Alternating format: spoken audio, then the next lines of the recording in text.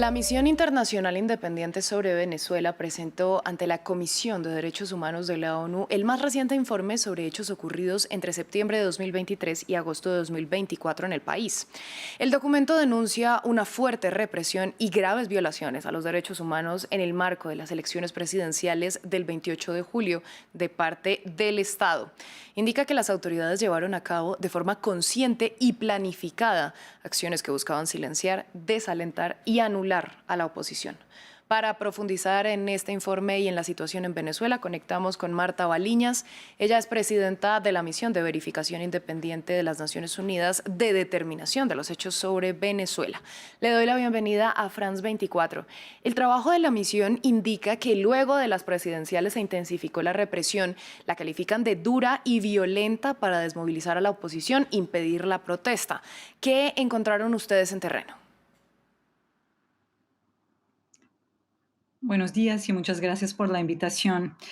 Efectivamente, durante este último año hemos encontrado, por un lado, la continuación de lo que ya habíamos dado cuenta que era una represión estatal que es llevada por las fuerzas de seguridad del Estado, pero también otras instituciones del Estado, incluso el sistema de justicia venezolano, una represión en contra de cualquier voz o opinión diferente y que critique las posturas, las acciones o decisiones del gobierno, más en contra de personas que han o rechazado los resultados electorales anunciados por las autoridades o simplemente reclamado por más transparencia en el proceso electoral.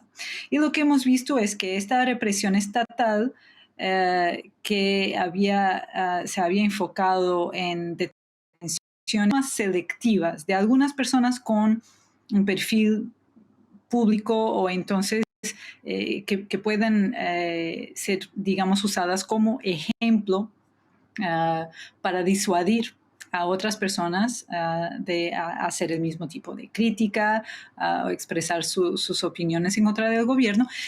Y lo que vimos con las protestas tras las elecciones es que esta represión se convirtió en algo más masivo, ¿no? Entonces, hemos visto detenciones que consideramos detenciones arbitrarias con carácter masivo en un corto periodo de tiempo que resultaron en graves violaciones de derechos humanos. Sabemos que resultaron por lo menos 25 muertes, pero también en más de 2.000 detenciones. Estas son las cifras oficiales. La misión ha investigado algunas de estas detenciones. Detenciones arbitrarias que son acompañadas por graves violaciones al debido proceso, detenciones que incluyen niños y niñas, adolescentes también, acusados de cargos muy serios como terrorismo, como incitación al odio, y a los cuales no se ha permitido en una gran parte de los casos el acceso a sus abogados o sus abogados privados Sí. o hasta a organizaciones que prestan ese tipo de asistencia, ni muchas veces comunicación con sus familiares. Y tenemos también alegaciones de malos tratos, de algunos casos de violencia sexual y de género. Esto es lo que estamos viendo en este momento y en las últimas semanas y últimos meses en Venezuela.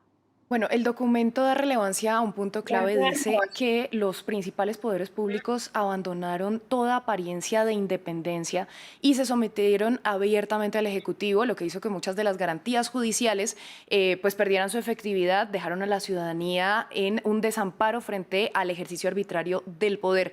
¿Quién puede garantizar que en Venezuela se cumpla ese debido proceso y esas garantías judiciales ante un panorama como este?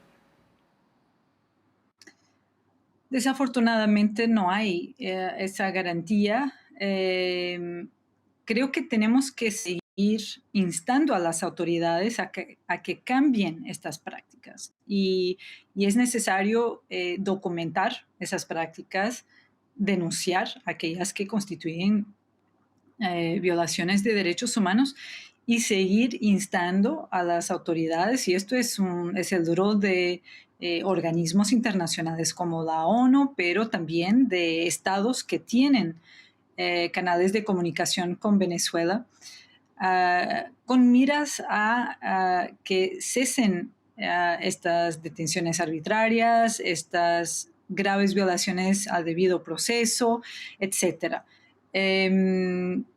Efectivamente, en este momento vemos que actores del sistema de justicia no están garantizando y no están trabajando de forma a asegurar que garantías procesuales sean respetadas. Yo acabo de mencionar algunas de esas violaciones al debido proceso.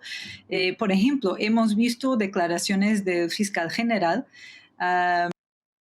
cuando empezaron las protestas tras las elecciones, diciendo que se iban a aplicar a estos casos de manifestantes y otras personas que expresaran su rechazo de los resultados anunciados por las autoridades, que se iban a imputar cargos como terrorismo, incitación al odio.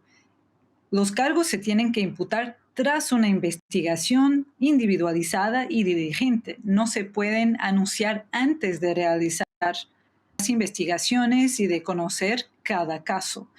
Lo que vimos que pasó es que efectivamente, cuando ocurrieron estas detenciones masivas de que aquí hice referencia, se imputaron efectivamente estos cargos muchas veces en audiencias colectivas, sin la individualización necesaria y sin una aval que fundamentase dichos cargos.